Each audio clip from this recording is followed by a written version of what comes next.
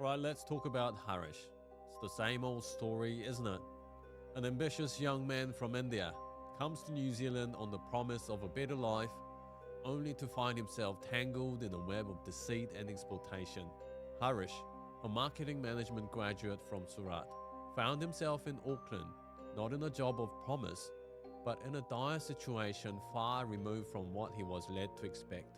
Imagine arriving in a new country with dreams of working as a laser technician, only to be shoved into a low-wage job, paid under the table, and bullied into returning a portion of your wages. Harish's employer, let's call him the beauty studio guy, demanded an outrageous $30,000 for the visa, a fee that nearly broke Harish's family. They sold their home, scraping together $21,000, with a promise to pay the rest once Harish settled in. But the reality? A slap in the face. Instead of the job he was promised, Harish was forced into another role and told to launder his own wages. And when he dared to confront his employer, he got threats of violence. "I'll cancel your visa. I'll send gangs to beat you up," were the responses from the man Harish trusted. He spent 6 months living with his crook in shared accommodation, working around the clock in various low-skilled jobs just to pay off his so-called debt. 70 to 80 hours a week as a security guard or in a restaurant. Is this the international exposure he was promised? Harish took matters into his own hands, posting his ordeal on social media, only to be silenced there too.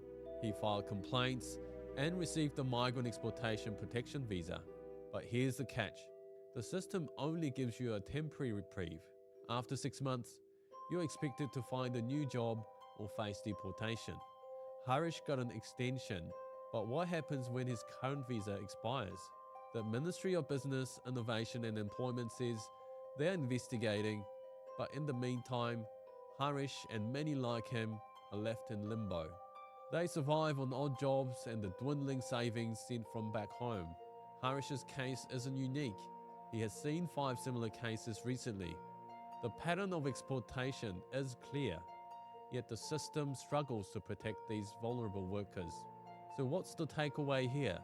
New Zealand's image as a land of opportunity is tarnished by these stories of migrant exploitation.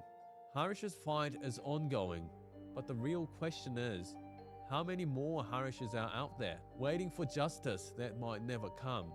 And how long will it take for us to address this blight on our so-called fair society? And that's the immigration news for today. Follow and subscribe for more immigration content like this. Ka kite anō.